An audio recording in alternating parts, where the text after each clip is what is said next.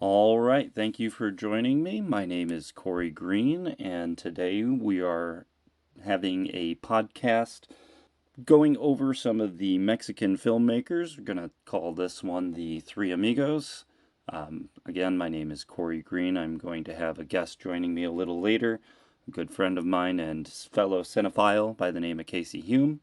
But first, I wanted to just give you a little bit of an introduction as to what we're going to be going over. So, throughout the course of the last 16 weeks, we have taken an in-depth look at the inception and origin of what we today can consider Mexico. For much of my academic career, the history of Mexico has been largely ignored, or what information that was related was largely curated to position the United States itself and to further its exceptionalist narrative. While the expanse of 500 years or more is a lot to encapsulate in a few short sentences, it does become a little easier if we revert to the Aztec way of thinking in regard to revolutions in the circular nature of epochs and time, correlative in the evolution of what we see today as the nation of Mexico. The sixth sun continues its revolution into a continual rebirth, fomented on the desiccations and aftermath of historical struggle. One of the most effective ways to communicate across cultural and societal difference is with emotion. Three Mexican filmmakers, known colloquially as the Three Amigos, were born amidst another rebirth in the cycles of revolution, born anew in their most formative years. Through primary sources, interviews, and the films themselves, I will examine the common themes throughout our course, History of Modern Mexico 470, and how they pervade throughout the medium of film, specifically citing and examining certain scenes and excerpts from the three directors' films. Alejandro Inarritu, Alfonso Cuaron, and Guillermo del Toro have grown individually and professionally in the trenches and human horror scenes that have influenced and informed much of their work in a creative sense.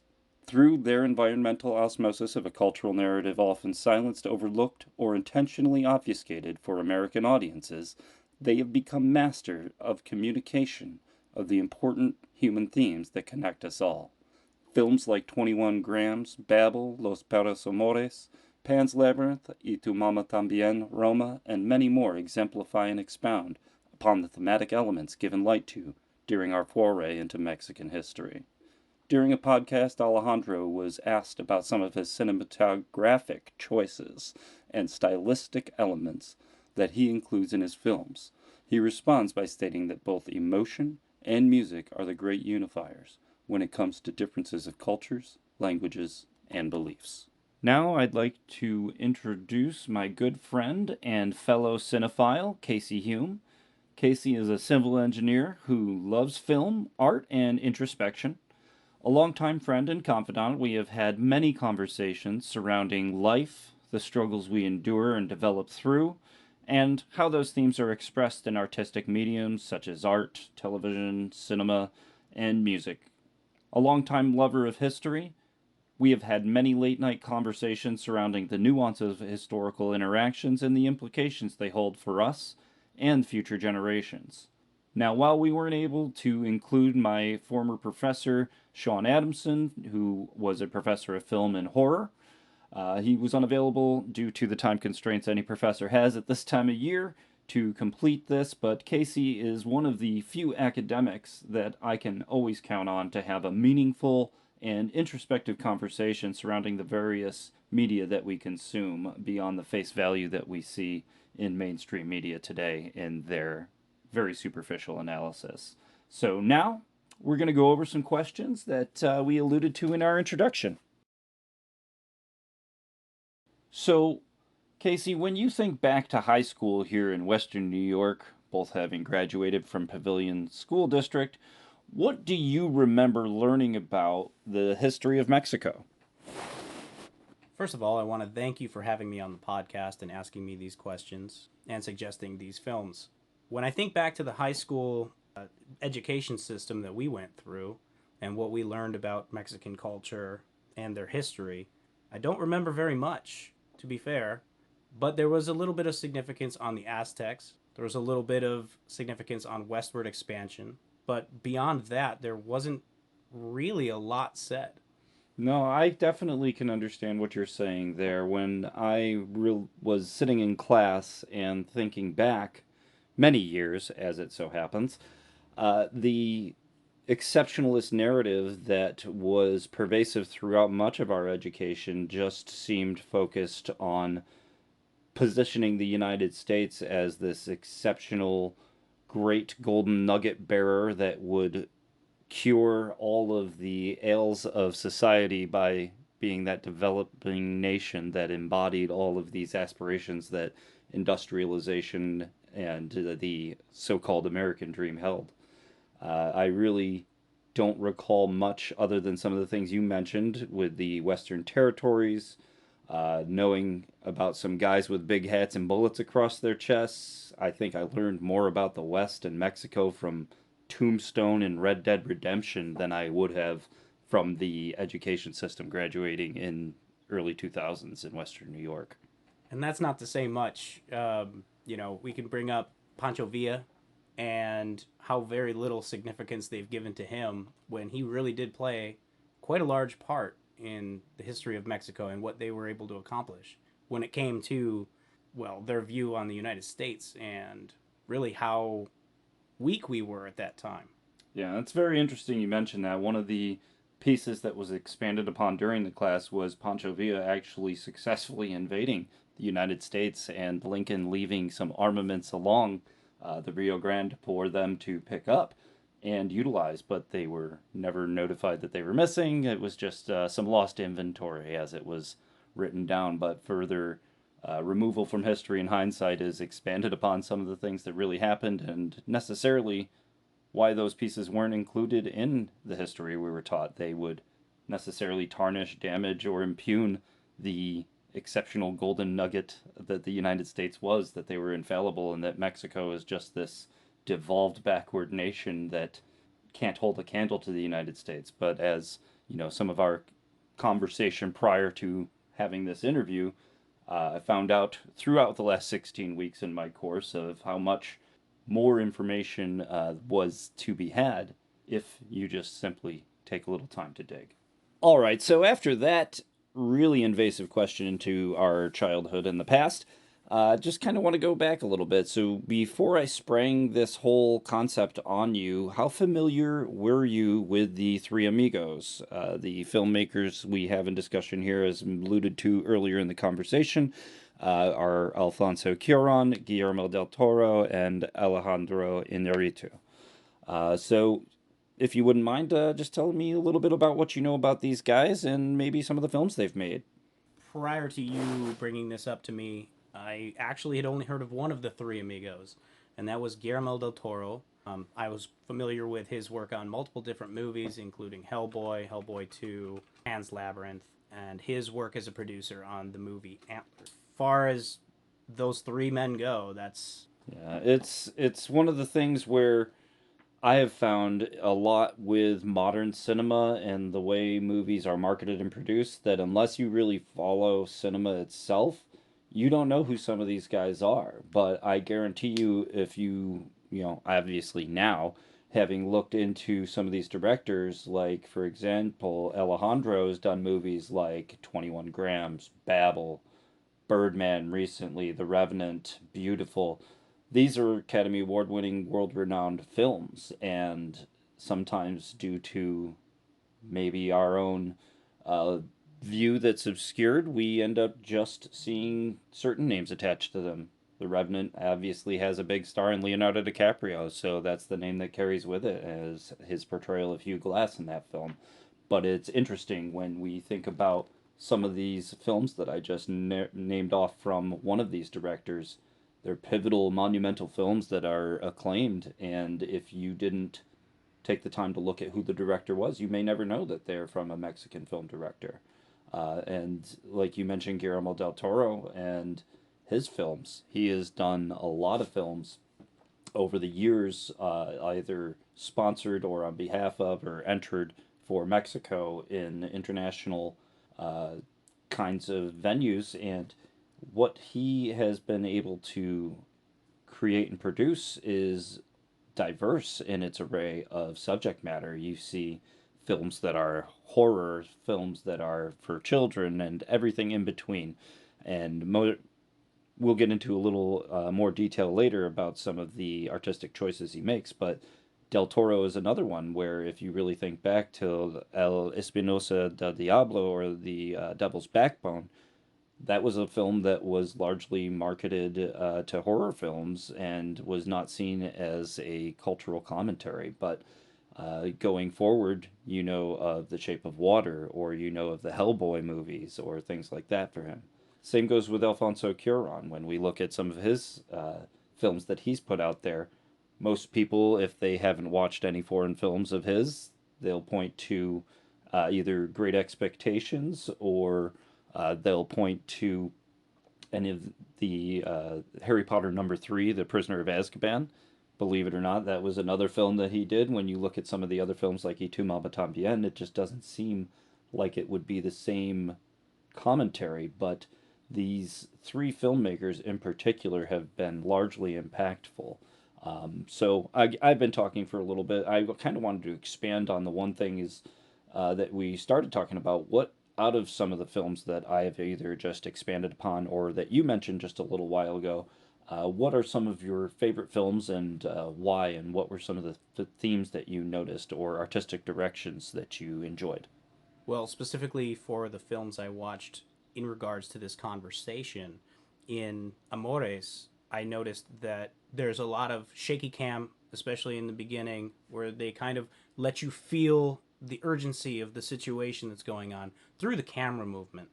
And then in other scenes, it's kind of quieter, it's a little bit slower while they're building up to that tension or the tense moments that are building up towards that. And you kind of see the same thing if you watch movies like The Revenant. When there's action going on, things are shaky, things are crazy, and that's in the filming direction. And then when we watch something kind of like Roma, you see these slow panning shots when people are moving through the scene. And then if it's not that, it's kind of a static, still filmed room or location. And the background kind of takes on its own character. So you see things going on while there's people walking through frame. You see kind of a good example when the fires start in Roma. All you're looking at is trees and like the night sky, and then all of a sudden you start to see those specks of flame, just tiny specks at first, but it's this beautiful scene where suddenly things become tense without having to do any kind of camera movement. It's just the environment's doing everything for you. And that really is a testament to the creativity and the backgrounds of these directors, and having come up through Mexican film, going into detail with some of the podcasts that they've been a part of, they really talk about having to come up with, their own engineering to make these feats of cinema even happen, with budgets that are largely minimal compared to what the Hollywood typical film budget is. Obviously, they enjoy some of those benefits now, but earlier in their formative years, the expenses that they had just weren't able to be covered by the budgets that the Mexican government was able to actually push forward for them. Another example, kind of going with your choices in cinematography, like you pointed to with the different cameras in Roma, was Cuaron's choices for the single shot of film, like in Children of Men. Obviously, it's a different theme and doesn't have much to do with Mexican Revolution or the plight therein. However, it does relate to the struggle of humanity and the great unifiers, as he also alludes to, being emotion, and being able to convey that emotion regardless of border, timeline, or the introspection that happens within Children of Men in that dystopian environment, still reflecting back to those cinematography choices that they implement, really communicates more in the emotion than anything that you could see typically cut or embellished with CGI or added flair for effect or shock value. I think that these directors uniquely are able to really work with what they have, and that is exemplified by their choice in cinematography.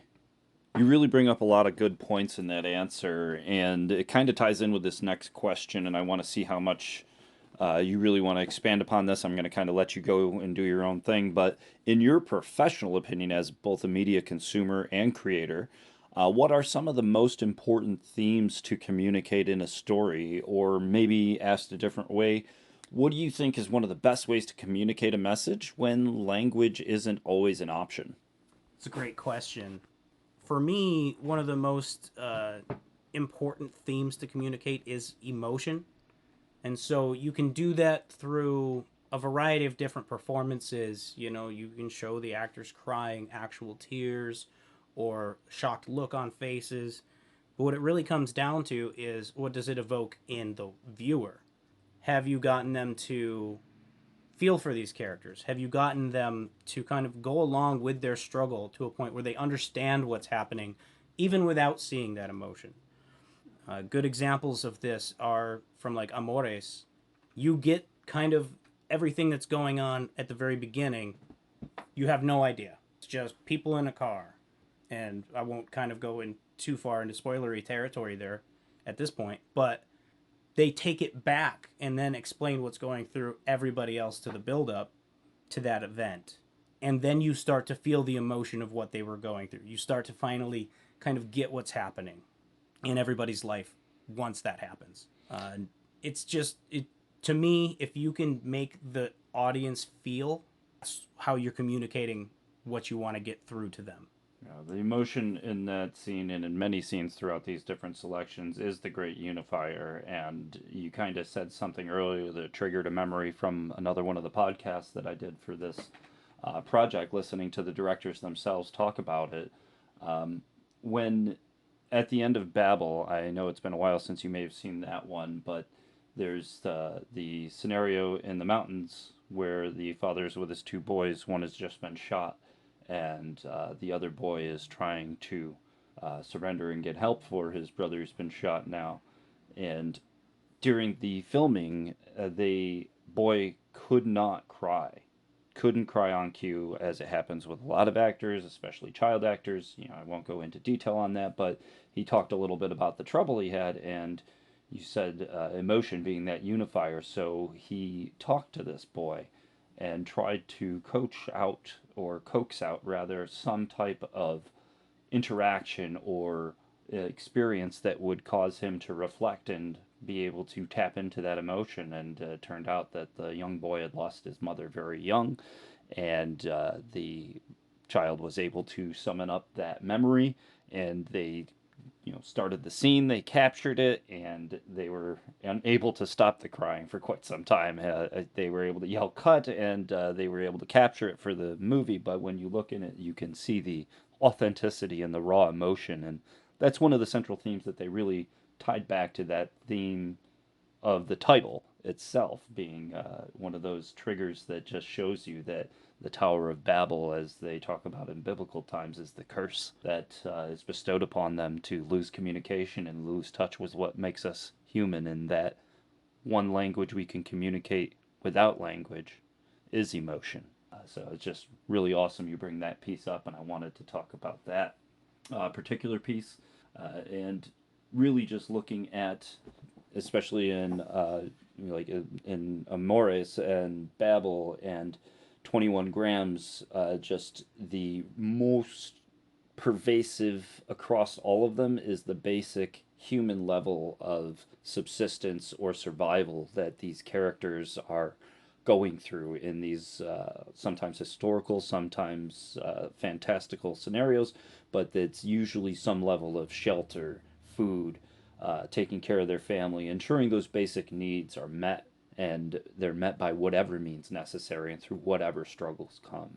And, as we have talked about a lot in our class over the last 16 weeks, and I've talked to you about when discussing the class just in our personal conversations, it's really emblematic of what we've learned about Mexico from the 1500s forward, and their revolutions, not just in civil wars or uprisings, but in the literal sense of an epoch being a circular revolution, tying back to the Aztecs and their different epochs and eras, being the death of the fifth son, Quetzalcoatl, so on and so forth. I won't get you dull with those details now as I further expand upon them in other areas of this conversation, but it's really awesome to be able to tie those things together throughout the course of 16 weeks of intense study, analysis through primary sources and other materials, is to have that first couple of weeks of the class tie back with contemporary pieces of art and media.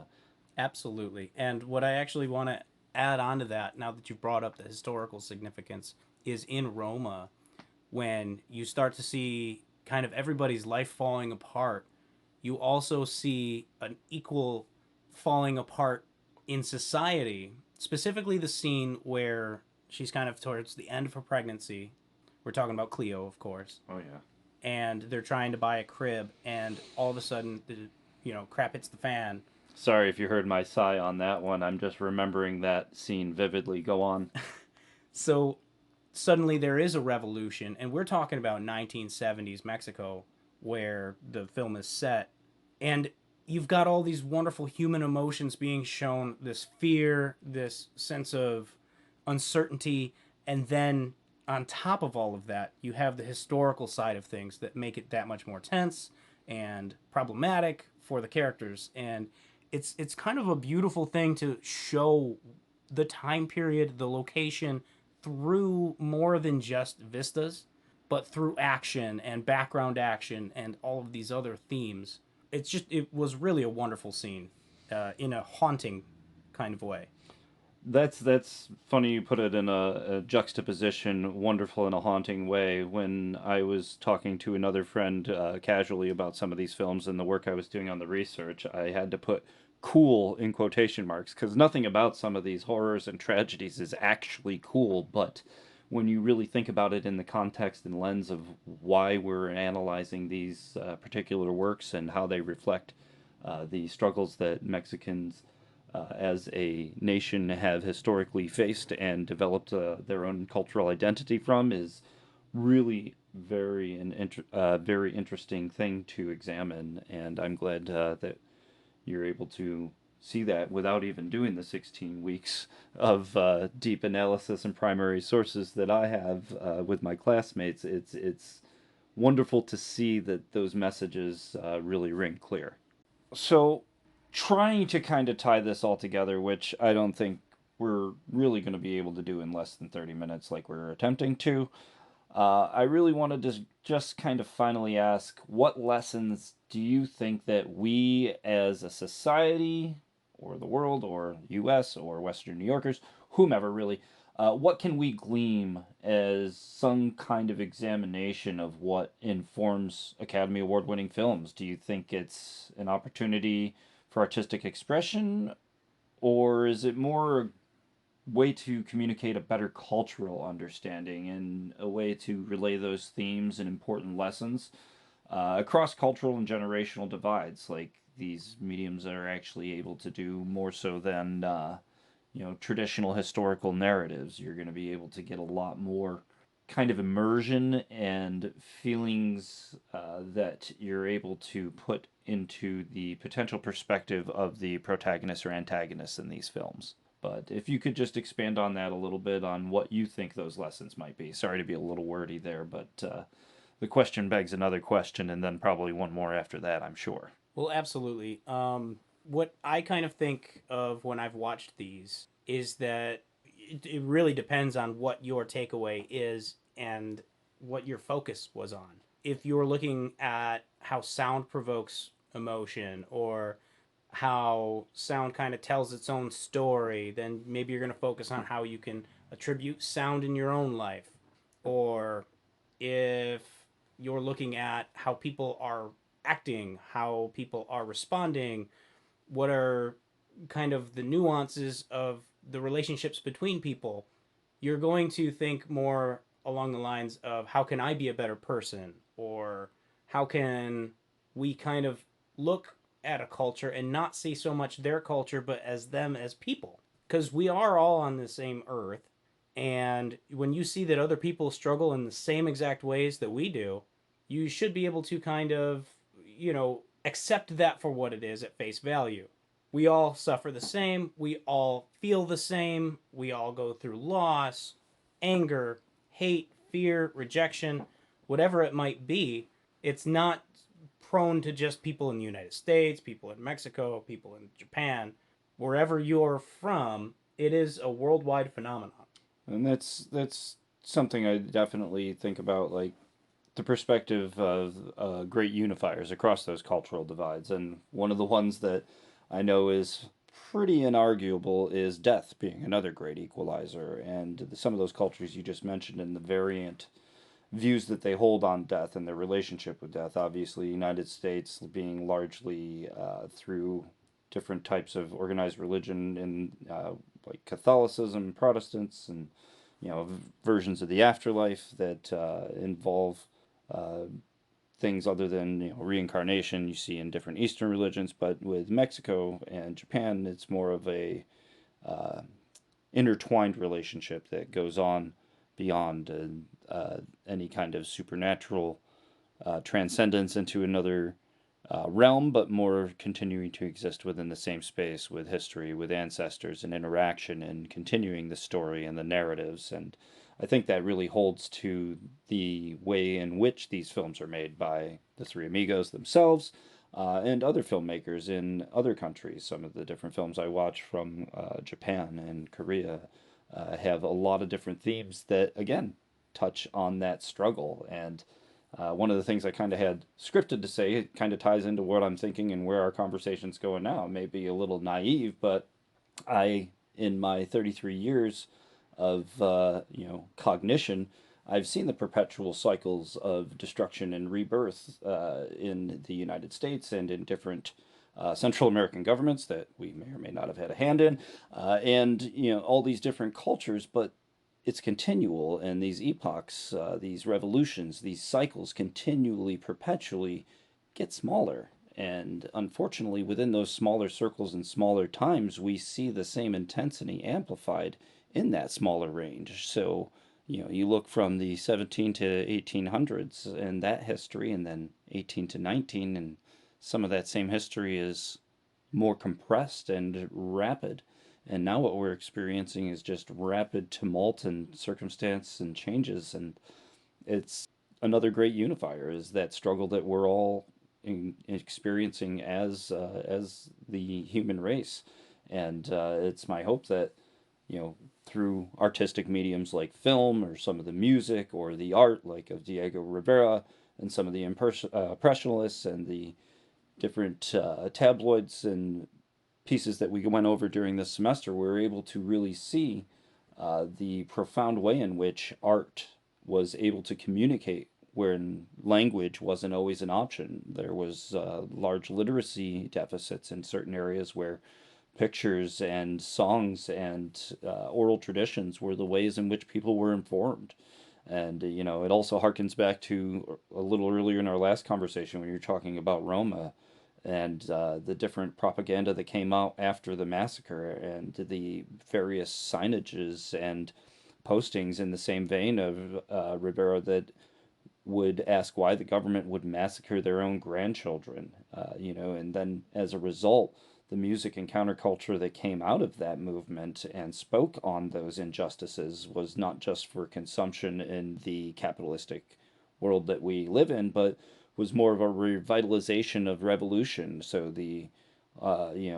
some would say the 1968 massacre of the students was the end of the revolution, and when the people lost faith in the PRI and the government. But I would say that was just another death and rebirth because the revolution was revitalized through the various different mediums and pieces of artistic expression and communication. I know that's a lot to really throw into that question, but I mean, when I think about the films, it's more of a microcosm of those experiences reflected in these narratives and tales. And you kind of hit on that, and I wanted to just expand a little more and tie it back to some of that course material that we were able to touch upon. And I really appreciate that. And did you have any final thoughts or insights on that last question at all, or are you ready to move on to our conclusion, good sir? I do believe I have one more kind of thing to say that I kind of hope from all of this, anybody watching films like these, Academy Award winning films or not, people who put this much effort into the nuances, maybe we can learn from that in a way where it changes how we teach others. So to harken back to our beginning of our conversation, in primary education, we kind of didn't learn much about Mexico. And what we did was through the lens of American imperialism. I think that if we are able to teach world history at a young age without that lens, we'll be all the better for it. And not just here, but in other cultures and other countries, locations, wherever you want to say, whatever you want to think. I think the human race will do better to remember that we're all on the same side. If we That teach sounds that, very Star Trek of you, sir. absolutely. But I think we'll table that Star Trek conversation for a little later in the day. But thank you so much, and I just really want to reflect upon those pieces that you've taken the time to answer here. It's been a good conversation that we've been able to kind of think about how these things relate to history itself and the perception and the way in which they're put out into the world. So I really want to thank you for taking the time to sit here with me and go through these things. Been an absolute pleasure. All right, so back for a little post interview, kind of just going to have a conversation as we cook some tacos here to celebrate. I won't make any of you have to watch a video, so you'll just have to listen to the audio. You might hear me burn myself and curse a few times, but other than that, we're just going to kind of talk. We were just organically talking a little bit about some of the scenes in some of the movies, and I'm like, let's just turn this thing on while I finish cooking up these tacos and let everyone hear a little bit more of our conversation about the films and the themes that were going on in them. So you were just talking about poor little Richie and the floorboards. Go on. Yeah, Richie and the floorboards in Amares, and the rats being down there. Not to mention the overwhelming amount of dog violence in that film made me quite sad. You don't want to see dogs getting, brutally destroyed by one another. Well, I'll definitely speak to that real quick before you go on. I won't say the exact words, but I did inform a certain member of the faculty at Geneseo how displeased I was with their recommendation of that film solely because of the poor puppies being destroyed in the way they were. But other than that, I thanked him simultaneously for the amazing recommendation, which kind of solidified this as the choice for my final selection, was that film and the intense emotional reaction that it actually evoked in me because of my love of animals, and specifically having a Rottweiler, as you remember, Trinity. Made me think and remember, and harkens back to a little bit in our conversation when the emotion being the great unifier, emotion and the struggle and the human things that we all encounter. But I just was talking about that, and or hearing you talk about that, and I figured we have to turn this back on because it's too good not to share with the rest of the people who've joined us for the other 30 minutes of conversation that we've had surrounding the history and the film and the themes and interactions that the Three Amigos have illuminated for a large portion of viewers that may not have otherwise been exposed to these stories and protagonists and voices that are historically and canonically silenced and marginalized by the powers that be. But anyways, what were some of the other, evocative moments? I know we've discussed some of the things in Roma, but if I think back for obviously Pan's Labyrinth being the Spanish Civil War and revolution and whatnot, as opposed to Mexican, but the same struggles that tie in with humanity and the various monstrosities of human nature that can be present, like we see. But one of those interactions with the inspection in the wine bottle will forever be embossed in my brain as a visual representation of the extreme brutality that one can have over such trivial things, and the true villainous side of human nature that can be displayed in the most brutal fashion. I don't know if you recall that particular scene. Oh, yeah. It's been a while since I've watched Pan's Labyrinth, but boy, does that stand out. And in Amares, you've got other scenes that, evoke a lot of emotion. the brothers and the way that they interact with one another, Oh, that really broke my heart because my brother and I, growing up, always fought like cats and dogs. And it wasn't until we went through some serious loss when I turned 18 that we got to be close. And it's funny to think that it could have gone a much different way if we hadn't shared that same negative emotion. or trauma, or Yeah. growth opportunity, as we like to refer to it now. Specifically. So that really got to me. And I mean, if we're talking about some of their other works like The Revenant, But, seeing what Hughes went through, because now that I know that he was one of the directors on that, that movie was just spectacularly done. yeah, I still remember the first time seeing The Revenant. I won't admit, confirm, nor deny, and in a court of law I will plead ignorance, but I may have torrented that film so I could watch it in my basement, actually my father-in-law's basement with a wood-burning stove, and it was definitely better than Hughes' situation. But man, thinking about great filmmakers and the messages they're able to convey, I mean, how much was expressed in that film through the way it was shot, the continuous visceral encounter with the bear, the raw immersion in the elements and nature that you felt being there with you because of the way the film was shot, using only natural light, all of these different things. Like, I know I didn't give you all of the materials to get to review, but like there's some really good podcasts where actually all three of the Three Amigos were in there together talking about some of these things and how they, one of the things I didn't really get into in the interview is how much they helped each other grow and were able to be that sharp stone to cut against in criticism for one another, where somebody else would tell, Alejandro to cut something and he wouldn't listen, but if Guillermo told him, well, maybe I should probably cut that 3 minutes or Right. switch this around. Like in Paris, he thought about cutting the entire robbery or switching it around, and obviously you see what ended up happening. But it's really awesome to hear them talk about those conversations, and I don't know, it's just very encouraging to see that, like you just mentioned with your brother, that through struggle, through hardship, you develop a better bond and a different kind of honesty, not only with oneself but with one another. And that's kind of the same themes that the Three Amigos kind of alluded to in two of the three podcasts. That was a recurrent theme that they mentioned, is just that kind of sharp swords cut or sharpen one another or something. I can't remember the expression they used. I'm not great Sharp with swords euphemisms. sharpen each other. Something like that. Yeah. I don't know.